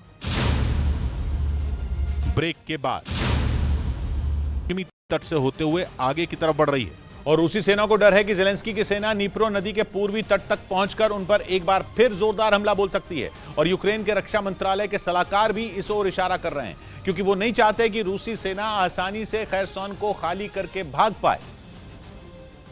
और इसीलिए वो अपनी सेना को सलाह दे रहे हैं कि वो उन रास्तों पर ताबड़तोड़ हमले बोल दे जिन रास्तों से रूस के सैनिक शहर से बाहर जा रहे हैं। इसके लिए वो अमेरिका से मिले मल्टीपल रॉकेट लॉन्चर हाइमार्स का इस्तेमाल करने की नसीहत दे रहे हैं। ये वो हथियार है जिसे कई इलाकों में पुतिन की सेना के पीछे हटने की वजह माना जाता है। माना जाता है कि अमेरिका के इसी हथियार ने यूक्रेन जंग का रुख पलट कर रख दिया और अब यूक्रेन के अधिकारी इसी हथियार से खैरसॉन से भाग रही रूस की सेना को पूरी तरह तहस नहस करने की सलाह दे रहे हैं, क्योंकि पश्चिमी देशों के रक्षा विशेषज्ञ भी अब ये मान रहे हैं कि खैरसॉन को हाथ से जाने देना पुतिन के एक बड़े प्लान का हिस्सा है। इस बीच जंग में रूस के खिलाफ यूक्रेन के साथ खड़े नेटो ने खैरसॉन में मिली कामयाबी के लिए जेलेंस्की की फौज को बधाई दी। नेटो ने इसे पुतिन पर यूक्रेन की एक और बड़ी जीत करार दिया, जिसके पीछे नेटो का भी बड़ा हाथ है, क्योंकि नेटो देशों से मिले हथियारों की मदद से ही यूक्रेन की सेना ने रूसी सेना को पटकनी दी।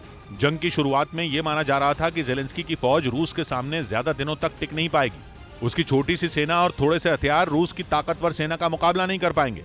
लेकिन तभी जेलेंस्की के साथ नेटो देश खड़े हो गए और उन्होंने यूक्रेन के लिए अपने हथियारों का खजाना खोल दिया।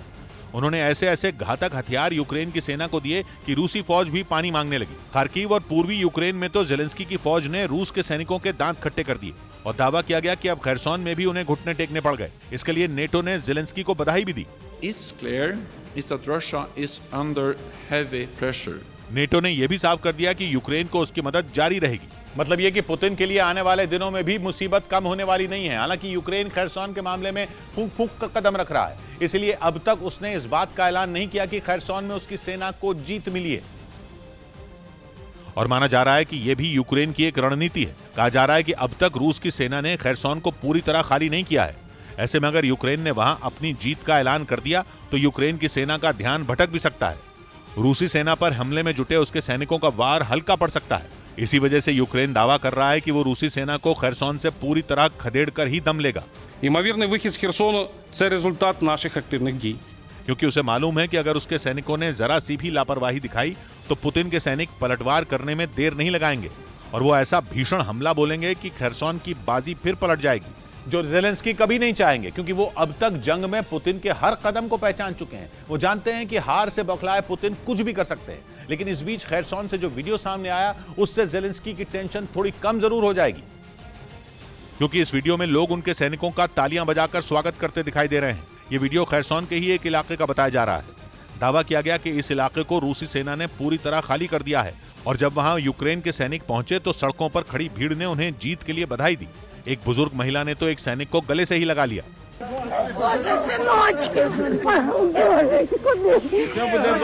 दावा किया गया कि यूक्रेन के सैनिक इसी तरह से रूसी सेना के खाली किए गए इलाकों में जाकर तलाशी ले रहे हैं ताकि पुतिन के सैनिकों के छोड़े गए हथियार और गोला बारूद को कब्जे में ले सकें। उधर पुतिन की सेना खैरसॉन का मैदान छोड़कर तो भाग गई, लेकिन जाने से पहले उसने पूरे खैरसॉन को खंडहर में बदल दिया। खैरसॉन यूक्रेन का वही इलाका है जिस पर रूस की सेना ने सबसे पहले कब्जा किया था और वहां कब्जा करने के बाद भी उसकी यूक्रेन की सेना के साथ भीषण जंग हुई थी।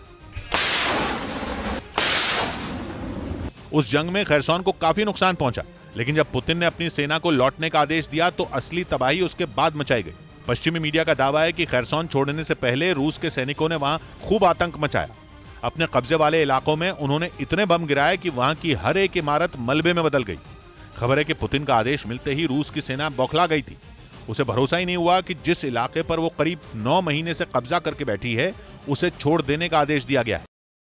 ब्रेकिंग न्यूज आ रही है यूक्रेन जंग से जुड़ी। जंग के 261वें दिन की यह सबसे बड़ी खबर है। पुतिन की सेना ने खैरसॉन छोड़कर जाना शुरू कर दिया है। पुतिन की सेना उस शहर को छोड़कर जा रही है जहां उसने 8 महीने से ज्यादा वक्त से कब्जा जमा रखा था, लेकिन यूक्रेन की सेना के ताबड़तोड़ हमलों ने खैरसॉन से रूसी सेना के पैर उखाड़ दिए। खबर है कि हमलों से बचने के लिए रूसी सेना के जवान खैरसॉन के पश्चिमी हिस्से से भाग रहे हैं। वो नीप्रो नदी के पूर्व की तरफ सुरक्षित इलाकों में जा रहे हैं। यूक्रेन में रूसी सेना के कमांडर जनरल सर्गेई सुरोविकिन ने खुद अपनी सेना को खैरसॉन से हटने का आदेश दिया। दावा किया गया कि रूस ने ऐसा अपने जवानों की जान बचाने के लिए किया।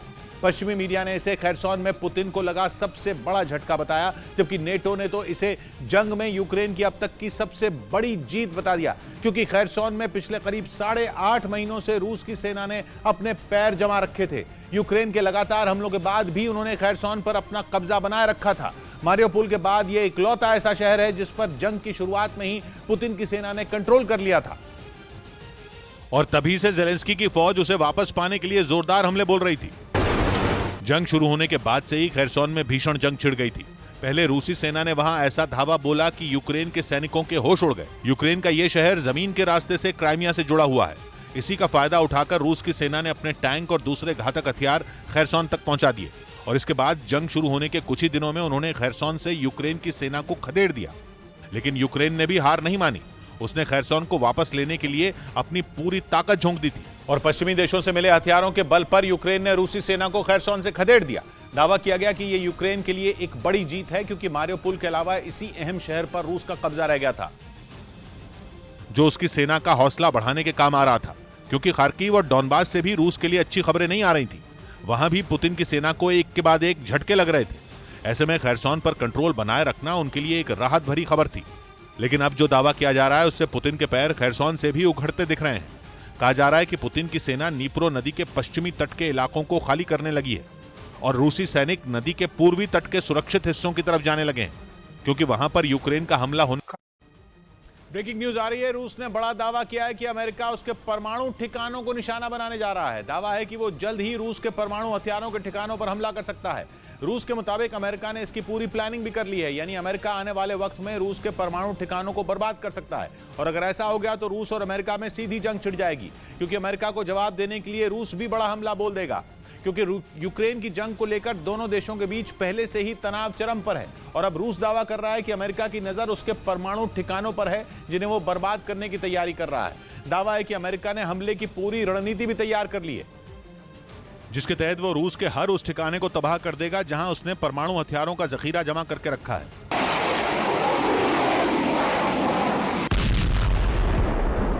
और माना जा रहा है कि सबसे पहले उसके निशाने पर रूस का दोस्त बेलारूस ही होगा, क्योंकि वहां पर रूस ने हाल ही में अपनी घातक परमाणु मिसाइल किंजल को तैनात किया था, जिसके बाद अमेरिका ने रूस को इसके लिए खरी खरी भी सुनाई थी। किंजल मिसाइल को बेलारूस की जमीन पर उतारने के कुछ दिन बाद ही ऐसी खबर भी आई थी कि अमेरिका वहां हमले की तैयारी कर रहा है और इसका दावा खुद बेलारूस की खुफिया एजेंसी ने किया था। और अब रूस भी अमेरिका पर उसके परमाणु हथियारों को तबाह करने की प्लानिंग करने का आरोप लगा रहा है, क्योंकि जब से यूक्रेन की जंग शुरू हुई पुतिन और बाइडेन में परमाणु हथियारों की धमकी को लेकर तलवारें खिंची रहीं। पुतिन लगातार यूक्रेन और यूरोप को परमाणु बम से दहलाने की धमकी देते रहे तो अमेरिका ने ही हर बार उन्हें ऐसा करने पर अंजाम भुगतने की चेतावनी दी। लेकिन माना जा रहा है कि पुतिन पर अमेरिका की इन धमकियों का जरा भी असर नहीं हुआ। तभी तो बेलारूस में परमाणु मिसाइल को तैनात करने के कुछ रोज बाद ही उन्होंने एक और डराने वाला ऐलान कर दिया, और ऐलान ये कि वो अपनी परमाणु बम ले जाने वाली सर्मा 2 मिसाइल का फिर से परीक्षण करेंगे। इसे पुतिन की बाइडेन को सीधी चुनौती की तरह देखा गया। माना जा रहा है कि इसी का जवाब देने के लिए अमेरिका ने भी रूस को बड़ा झटका देने का प्लान तैयार कर दिया और उसके परमाणु हथियार रखने वाले ठिकानों की तबाही की स्क्रिप्ट लिखनी शुरू कर दी। क्योंकि अमेरिका भी अच्छी तरह ये जानता है कि पुतिन को अगर न्यूक्लियर अटैक से रोकना है तो इसका एक ही रास्ता है, उनके परमाणु हथियारों के जखीरे को ही खत्म कर दिया जाए। क्योंकि यूक्रेन की जंग शुरू होने से पहले भी अमेरिका समेत कई देशों ने पुतिन को हमला नहीं करने की चेतावनी दी थी। उस वक्त पुतिन सुनते तो सबकी रहे, लेकिन अंत में उन्होंने की अपने मन की। यूक्रेन पर हमला बोलकर पुतिन ने अमेरिका को भी बता दिया कि वो जो ठान लेते हैं उसे करके ही रहते हैं, और उनकी ऐसी ही जिद की वजह से माना जाता है कि वो परमाणु हमले की सिर्फ कोरी धमकी नहीं देते, क्योंकि उनके पास 6000 से ज्यादा परमाणु हथियारों का जखीरा है, जिसमें एटम बम ले जाने वाली हाइपरसोनिक मिसाइलें भी शामिल हैं। माना जाता है कि रूस के ये परमाणु हथियार एक साथ चल जाएं तो 30 करोड़ से ज्यादा लोग मौत की नींद सो जाएंगे। और माना जा रहा है कि अमेरिका भी इस खतरे से अच्छी तरह वाकिफ है। इसी वजह से वो रूस के इन हथियारों को ही खत्म कर देना चाहता है। उधर यूक्रेन की सेना ने रूस के फौजियों पर ताबड़तोड़ हमले का वीडियो जारी कर दिया। इस हमले के लिए भारी भरकम हथियारों का इस्तेमाल किया गया, जो युद्ध के मैदान में आग उगलती दिखी। यूक्रेन ने रूस की फौज को पीछे धकेलने के लिए ताबड़तोड़ हमले किए, जिससे पूरा इलाका गूंज उठा। यूक्रेन ने खैरसॉन को भी एक वीडियो जारी किया, जिसमें मल्टी बैरल लॉन्चर से उसकी फौज रूस पर हमले करती नजर आई। यूक्रेन ने इतने बम बरसाए कि धमाकों से रूस का ठिकाना थर्रा उठा। हमला हुआ तो रूस ने भी जवाब देने के लिए मोर्चा संभाला। रूस ने टैंक और तोपों से यूक्रेन की सेना पर पलटवार किया। दोनों ओर से ऐसा अटैक हुआ कि जमीन से लेकर आसमान तक आग बरसती नजर आई।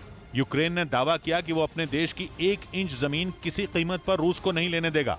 इस बीच खबर है कि सीरिया और यूक्रेन की वजह रूस और ईरान की दोस्ती गहराती जा रही है। इन दोनों देशों के बीच आर्थिक और ऊर्जा के मुद्दे पर बहुत सारे मतभेद रहे हैं, जिसकी वजह से दोनों कभी इतने करीब नहीं आ पाए कि उनकी दोस्ती हो जाए। लेकिन यूक्रेन युद्ध ने वो कर दिखाया जिसकी उम्मीद ना के बराबर थी, क्योंकि ईरान के शाहिद ड्रोन ने रूस और ईरान की दोस्ती पक्की कर दी है। ये वो ड्रोन हैं जिन्होंने कीव में तहलका मचाया, यूक्रेन के पावर प्लांट तबाह किए और तुर्की के बारख्ताश ड्रोन को धूल चटाई। यही नहीं, अमेरिका तक ने ईरान के ड्रोन की वजह से रूस की ताकत बढ़ने का दावा किया और ईरान को धमकाने की कोशिश की। लेकिन ईरान नहीं माना। खबर है कि रूस और ईरान के बीच ड्रोन की डील अगस्त में हुई। यूक्रेन जंग में ईरान की ओर से रूस को ही की गई ये पहली औपचारिक मदद थी, जिसे कुछ दिन पहले ईरान ने कबूल भी किया था। और माना जा रहा है कि इसी डील ने रूस और ईरान की दोस्ती की नींव रखी, क्योंकि शाहिद 136 ने यूक्रेन में रूस की ताकत को कई गुना बढ़ा दिया, जिसके बाद रूस और ईरान की दोस्ती का नया दौर शुरू हो गया। इसकी एक और वजह सीरिया भी है, जहां सालों से रूस और ईरान बशर अल असद सरकार का साथ दे रहे हैं। 2015 में सीरिया ने ईरान के जनरल कासिम सुलेमानी को रूस भेजा था, जहां सुलेमानी ने पुतिन से मांग की थी कि वो सीरिया में शांति के लिए ईरान की मदद करें। यानी 2015 में ही रूस और ईरान की दोस्ती का भविष्य तय हो गया था और 2022 में दोनों की दोस्ती हो भी गई। पुतिन और इब्राहिम रईसी इस समय दुनिया के 2 सबसे अधिक प्रतिबंधित देशों की अगुवाई कर रहे हैं, और उनका दुश्मन भी एक ही है। इस दुश्मन का नाम अमेरिका है, जिसने ईरान के परमाणु कार्यक्रम पर रोक लगा रखी है और यूक्रेन जंग की वजह से रूस को भी सता रहा है, जिसकी वजह से रूस और ईरान दोनों बाइडेन से परेशान हैं। इसे ऐसे भी कह सकते हैं कि दोनों का दुश्मन एक है, इसलिए उनकी दोस्ती बढ़ती जा रही है। माना जा रहा है कि यूक्रेन जंग ने पुतिन को नए दोस्त ढूंढने के लिए मजबूर किया। खबर है कि यूक्रेन जंग के बाद वो 5 बार विदेश यात्रा पर गए हैं, जिनमें 4 यात्राएं तो रूस के पड़ोसी देशों की थी, लेकिन 5वीं यात्रा तेहरान की थी, जहां उन्होंने सीरिया के मुद्दे पर बात की। मतलब सीरिया का मुद्दा उठाकर पुतिन ने खुद ईरान के नजदीक आने की कोशिश की, क्योंकि यूक्रेन जंग के बाद उनके दोस्त कम हुए और दुश्मन बढ़ गए। रही बात ईरान की, तो उसे तो अमेरिका ने पहले ही दुनिया से काट रखा है, और यही बनी रूस और ईरान की दोस्ती की वजह, क्योंकि अमेरिका से दुश्मनी निभाते निभाते रूस और ईरान के रिश्ते मजबूत होते जा रहे हैं। इधर यूक्रेन की जंग के बीच आर्कटिक सर्कल में मिसाइल दागने की खतरनाक ड्रिल करके अमेरिका ने रूस को बुरी तरह भड़का दिया। इस ड्रिल को इसलिए खतरनाक कहा जा रहा है क्योंकि अमेरिका ने किसी बॉमर से नहीं, बल्कि माल ढोने वाले अपने हवाई जहाज से मिसाइल दागी, जिसकी सामने आई तस्वीरों में सैकड़ों फीट की ऊंचाई पर उड़ते अमेरिकी वायुसेना के MC-130J कार्गो प्लेन से पैराशूट नीचे गिरता नजर आया। लेकिन पैराशूट अकेला नहीं था, उसके साथ बक्से जैसी एक चीज भी थी। बक्से जैसी वो चीज एक पैलेट थी, और उस पैलेट के अंदर थी अमेरिका की घातक AGM-158B क्रूज मिसाइल। मतलब मिसाइल दागने का ऐसा तरीका जो दुश्मन सोच भी ना पाए। अमेरिका ने अपने कार्गो प्लेन को ही बम बरसाने वाला बॉम्बर बना दिया। यूरोप में अमेरिका ने पहली बार मिसाइल लॉन्च के इस अनोखे तरीके को पेश किया और रूस के पड़ोसी पोलैंड के सैनिकों को भी यह तरीका सिखाया। रूस के पड़ोस में अगर लंबी रेंज की मिसाइलें इस तरह कार्गो प्लेन से दाग दी जाएं तो रूस के माथे पर पसीना आना ही है। अमेरिका कुछ वक्त से अपने विमानों को इस तरह इस्तेमाल करने के लिए दिमाग के घोड़े दौड़ा रहा है कि उसके दुश्मन सिर खुजाते रह जाएं, क्योंकि कार्गो प्लेन बॉम्बरों के मुकाबले ज्यादा तरह के रनवे से उड़ान भर सकते हैं। इस वजह से यह तरीका सस्ता पड़ता है। उधर यूक्रेन ने दावा किया कि खैरसोन से भाग रहे सैकड़ों रूसी सैनिकों को उसकी सेना ने घेर लिया। यूक्रेन के मुताबिक खैरसोन छोड़कर जा रही रूसी सेना को भारी नुकसान उठाना पड़ा है, क्योंकि भागने के दौरान भी रूसी सैनिकों का सामना यूक्रेन की सेना के साथ हो रहा है। और ऐसा होते ही यूक्रेन की सेना मल्टीपल रॉकेट लॉन्चरों से बमों की बरसात कर रही है। इसका एक वीडियो भी सामने आया। दावा किया गया कि रूस के सैकड़ों सैनिकों को घेरकर जेलेंस्की की फौज ने मिसाइलें बरसा दी। इसके साथ ही यूक्रेन ने उन इलाकों में बमबारी करने का भी दावा किया जहां जुटकर रूसी सैनिक खैरसोन से निकलने की कोशिश में थे। यूक्रेन ने दावा किया कि उनके हमले में बड़ी संख्या में रूसी सैनिकों की मौत हो गई, जबकि कई सैनिक निकल भागने में कामयाब रहे। और कहा जा रहा है कि खैरसोन से जो रूसी सैनिक बचकर निकल रहे हैं उनमें बहुत सारे सैनिक जापोरिजिया का रुख कर रहे हैं, क्योंकि जापोरिजिया ही वो शहर है जहां के न्यूक्लियर पावर प्लांट पर रूस का कब्जा है। और दावा किया जा रहा है कि जान बचाकर भाग रहे रूसी सैनिक बड़ी संख्या में जापोरिजिया जा रहे हैं। कहा जा रहा है कि उन्हें इस बात की उम्मीद है कि वो अगर न्यूक्लियर प्लांट तक पहुंच गए तो फिर वो सुरक्षित हो जाएंगे, क्योंकि न्यूक्लियर पावर प्लांट पर रूसी सैनिकों का कब्जा है। वो काफी बड़ी संख्या में प्लांट में मौजूद है और उन्होंने पहले भी कई बार प्लांट पर यूक्रेन की सेना के हमलों को नाकाम किया है। कहा जा रहा है कि खैरसोन से निकले रूसी सैनिकों को इसीलिए जापोरिजिया सुरक्षित ठिकाना लग रहा है और ये शहर खैरसोन के नजदीक भी है, जिससे उन्हें वहां पहुंचने में आसानी होगी। उधर जंग में जेलेंस्की को अमेरिका ने बड़ी आर्थिक मदद देने का फिर ऐलान किया। इसमें अलग अलग हथियार भी शामिल हैं।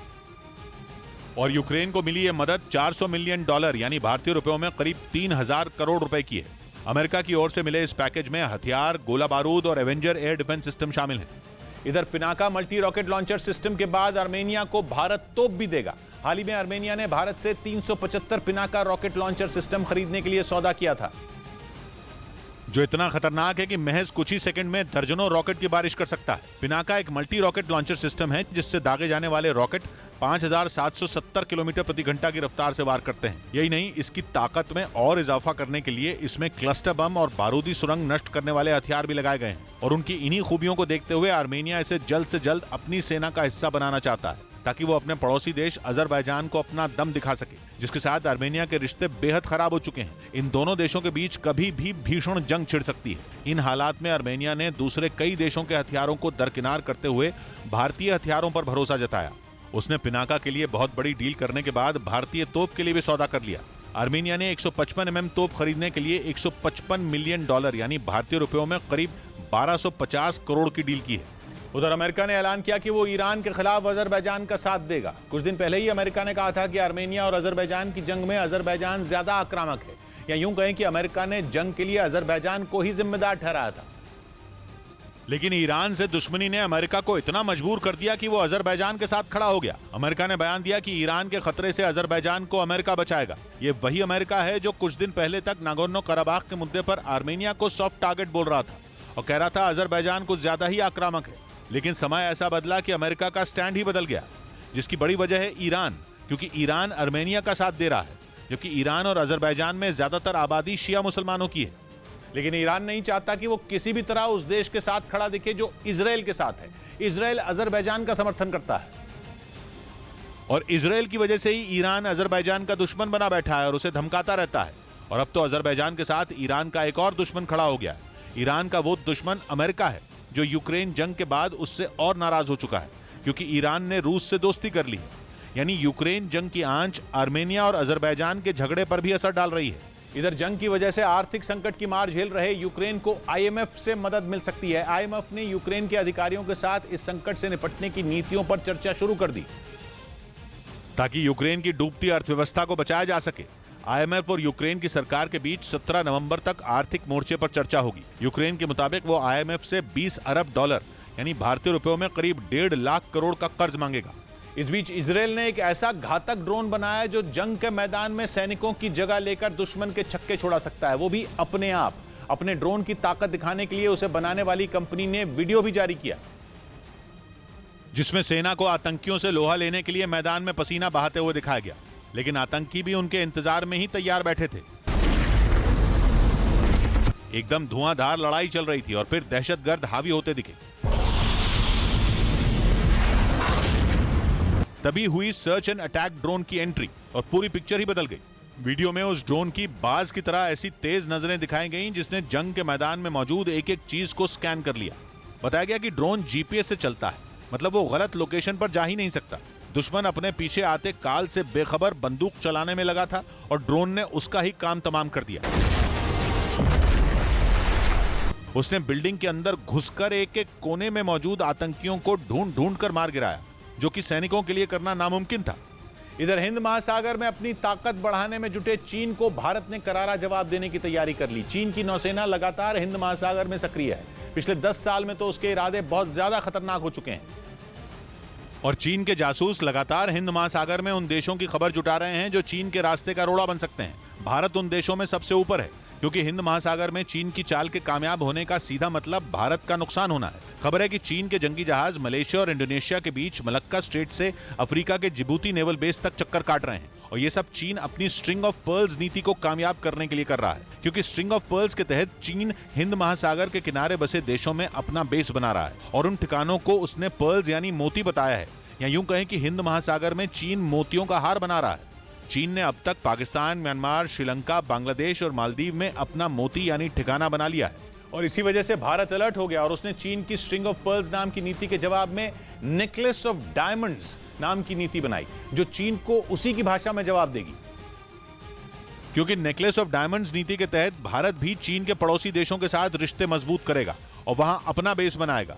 Indonesia, Singapore, Oman, Iran, Vietnam और मंगोलिया के साथ तो समझौता हो भी चुका है। यही नहीं, चीन को जवाब देने के लिए भारत का समुद्री शिकारी कहा जाने वाला PHI विमान भी आसमान में उतर चुका है, जिसे इस समय अफ्रीका के पास रीयूनियन द्वीप पर तैनात किया गया है, क्योंकि चीन का जंगी जहाज अफ्रीका के आसपास मंडरा रहा है। खबर है कि इस काम में भारत को जापान और फ्रांस का साथ भी मिल रहा है और उनके विमान भी चीन के जासूसी जहाजों पर नजर रख रहे हैं, क्योंकि एशिया में चीन को चित करने के लिए भारत का मजबूत होना जरूरी है और इसीलिए समंदर में भारत को जापान और फ्रांस की नौसेनाओं की भी मदद मिल रही है। यही नहीं, भारत ने चीन को बता दिया कि वो उसकी किसी हरकत से बेखबर नहीं है। भारत के विदेश मंत्री ने तो एक बार फिर उससे बोल दिया कि दोनों देशों में तभी बात होगी जब सीमा पर शांति होगी, लेकिन चीन सुधरने के मूड में नहीं लग रहा। इसीलिए भारत ने उसकी नीति का तोड़ नीति से निकालने का फैसला किया। उधर पश्चिमी मीडिया ने दावा किया कि पुतिन ने रूस के लोगों को इंटरनेट के जरिए गुमराह किया। आरोप है कि रूस में सोशल मीडिया के जरिए लोगों तक गलत जानकारियां पहुंचाई गईं, ताकि उन्हें सच का पता ही न चल सके। पश्चिमी मीडिया के मुताबिक रूस के लोगों को इंटरनेट पर जंग के बारे में गलत जानकारियां मिलती रहीं। दावा है कि जब वहां लोग युद्ध में हुए नुकसान के बारे में खबरें ढूंढते हैं तो उन्हें कुछ और ही मिलता है। मतलब रूसी सेना के कितने जवान मारे गए, रूस के कितने फाइटर जेट तबाह हुए, इन सब के बारे में उन्हें गलत जानकारी मिलती है। बताया गया कि जब रूस के लोगों ने यूक्रेन के बुचा शहर में हुए नरसंहार के बारे में सर्च किया तो उनके होश उड़ गए, क्योंकि उन्हें जो जानकारी मिली वो ये कि यूक्रेन के सैनिकों ने ही अपने लोगों को मार डाला।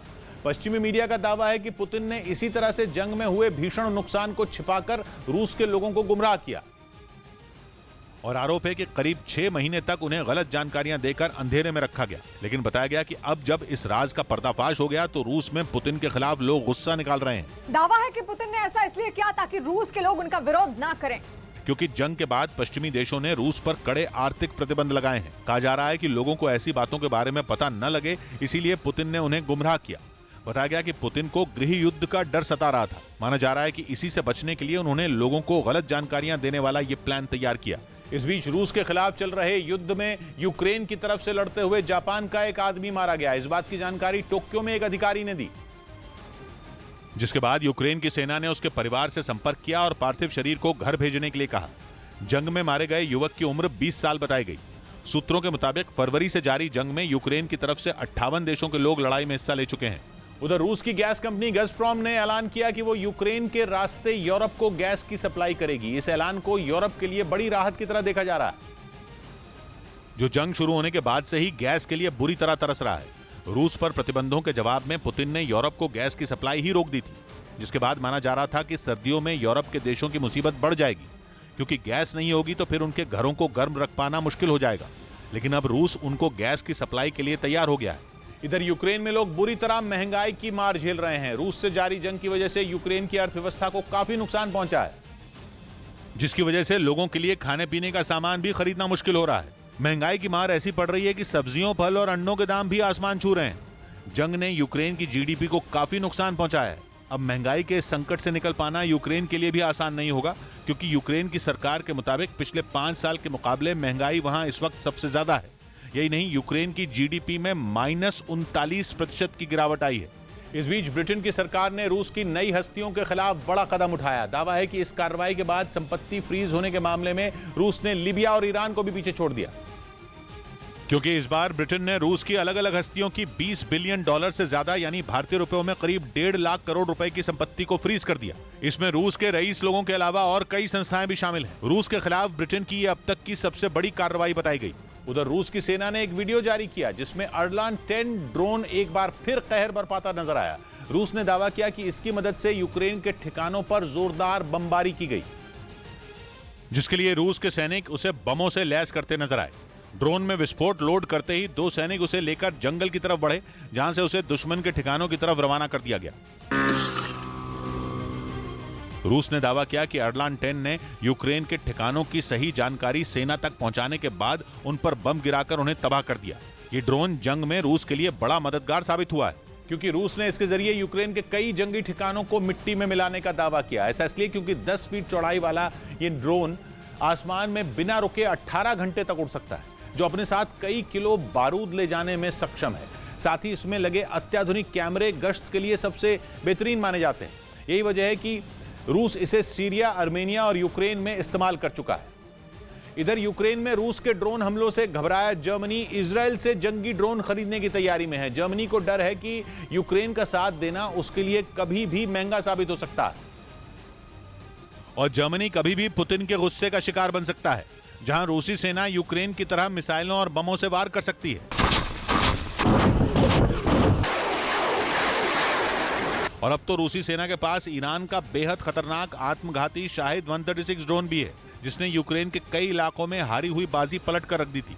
रूस की इसी ताकत के डर से जर्मनी खौफ में है और वो जल्द से जल्द अपनी सुरक्षा बढ़ाना चाहता है ताकि वो रूसी हमले का सामना कर सके। वैसे भी यूक्रेन जंग के बाद ड्रोन की अहमियत पूरी दुनिया जान चुकी है।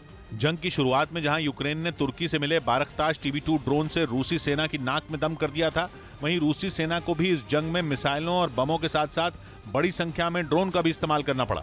और इसी वजह से दुनिया के कई देश अपनी सेना के बेड़े में जंगी ड्रोन को शामिल करना चाहते हैं। इसी कड़ी में जर्मनी भी इजराइल से हेरॉन ड्रोन खरीदना चाहता है। और जर्मनी की सेना के कई अधिकारी तो इस घातक ड्रोन को उड़ाने की ट्रेनिंग लेने के लिए इजराइल पहुंच गए, क्योंकि इजराइल के हथियारों को अजेय कहा जाता है। उसके फाइटर ड्रोन भी किसी मामले में कम नहीं है, और उसके हेरॉन ड्रोन को तो बेहद खतरनाक माना जाता है, जो 2700 किलोग्राम तक के हथियार आसानी से ले उड़ सकता है। दावा है कि हेरॉन ड्रोन एक बार में 30 घंटे से ज्यादा समय तक हवा में रह सकता है, और यह जमीन से सिर्फ 14 किलोमीटर की ऊंचाई पर उड़ान भरता है। इस बीच मिस्र में जारी यूएन की क्लाइमेट समिट में जेलेंस्की ने पुतिन पर एक और आरोप लगा दिया। उन्होंने दावा किया कि जंग की वजह से ग्लोबल वार्मिंग बढ़ गई है, जिसके लिए उन्होंने सिर्फ और सिर्फ पुतिन की सेना को जिम्मेदार ठहराया। ऐसा इसलिए क्योंकि दुनिया भर में मची उथल पुथल का एक बड़ा कारण यूक्रेन में बरसा बारूद और उससे मची तबाही है। जेलेंस्की के मुताबिक यूक्रेन में हुए धमाकों ने ग्लोबल वार्मिंग को भी बढ़ा दिया। मतलब धरती का तापमान इतना बढ़ गया कि वो आग उगलने लगी। यानी इस युद्ध का असर सिर्फ यूक्रेन नहीं झेलेगा, बल्कि पूरी दुनिया को ग्लोबल वार्मिंग की कीमत चुकानी पड़ेगी, जिसका असर कई देशों में दिखना भी शुरू हो गया। जेलेंस्की ने दावा किया कि रूस के आक्रमण की वजह से यूक्रेन में खाने के लाले पड़ गए, क्योंकि डीजल से चलने वाले टैंक, फाइटर जेट, मिसाइल और बम धमाकों से यूक्रेन की मिट्टी बारूद से सन गई है। जगह जगह जलते जंगलों से वहां ग्रीन हाउस गैसें भी काफी ज्यादा मात्रा में बढ़ गईं, जिसका नतीजा यह हुआ कि खेती बाड़ी का काम तो चौपट हो ही चुका है, साथ ही नदियों के सूखने का खतरा भी मंडरा रहा है।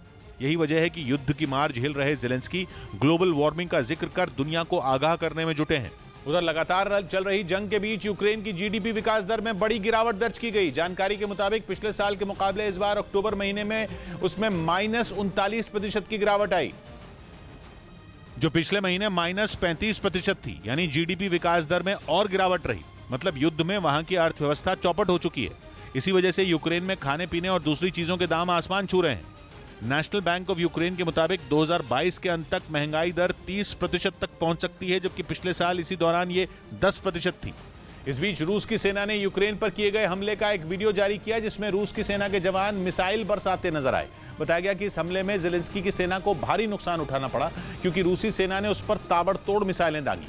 सामने आए वीडियो में रूस के जवान मल्टीपल रॉकेट लॉन्चर से हमले की तैयारी करते दिखाई दिए।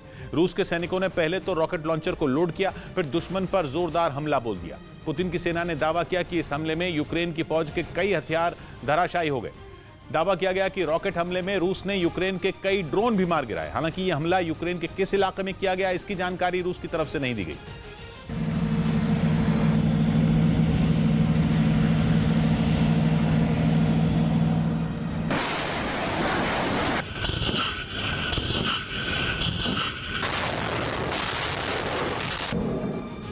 उस जगह सरहदें नहीं होती, उस जगह सरहदें नहीं होती जिस जगह नफरतें नहीं होती। 100 बात की एक बात कही हस्ती ने, उसका साया घना नहीं होता जिसकी गहरी जड़ें नहीं होती। मिलते हैं सोमवार को, घड़ी जब इशारा करेगी 9 बजे रात का, वक्त फिर होगा 100 बात की एक बात का।